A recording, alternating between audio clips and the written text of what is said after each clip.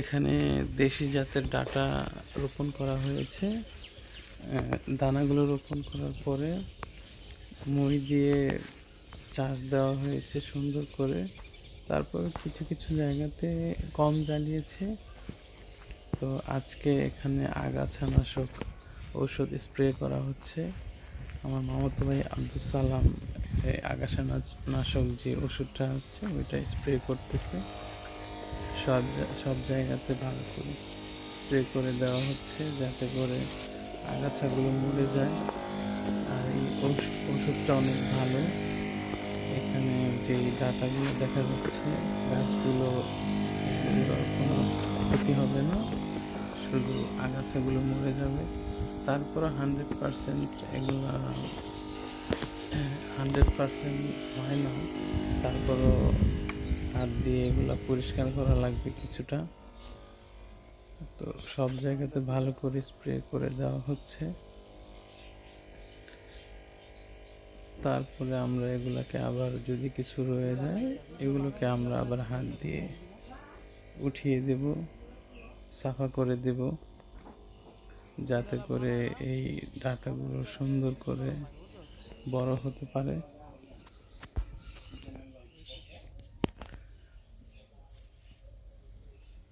এই চারাগুলো 10-12 দিন বয়স হয়েছে।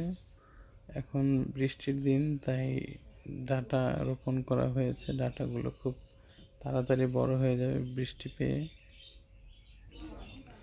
পুরো ক্ষেতে সুন্দর করে স্প্রে করা হচ্ছে যাতে কোথাও বাদ না পড়ে যায়। এখন আমাদের স্প্রে করা প্রায় শেষ হয়ে গেছে, ঔষধও প্রায় শেষ। আমরা একটু পরে চলে যাব। আবার পরবর্তীতে 1 সপ্তাহ 10 দিন পরে আমরা আবার আসব।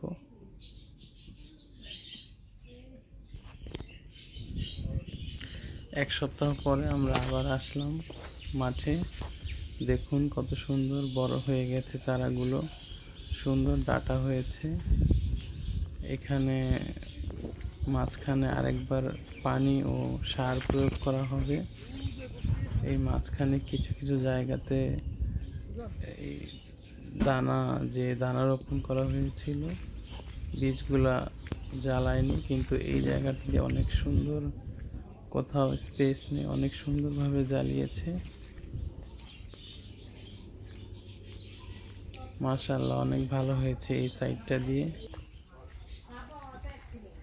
এই কোনাটা দিয়ে অনেক মাশাআল্লাহ ভালো হয়েছে ডাটা। এখান থেকে ভিউটা দেখুন, পুরো ক্ষেতের ভিউটা দেখতে কত সুন্দর মাশাআল্লাহ। তো আজকে ডাটাগুলো উঠিয়ে ফেলা হবে, কালকে এগুলো হাটে নিয়ে যাওয়া হবে। তারপরে ওই সাইডে যেগুলো থাকে ওগুলো একটু ছোট আছে, ওগুলো বড় হলে আবার ওগুলো হাটে নিয়ে যাওয়া হবে। এই যে দেখুন কত কচি কচি ডাটা।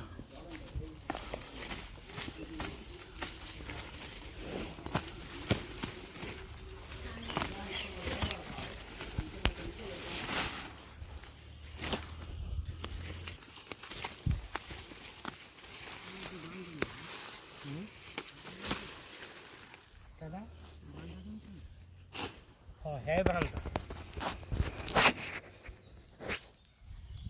अरे डिलो बाजना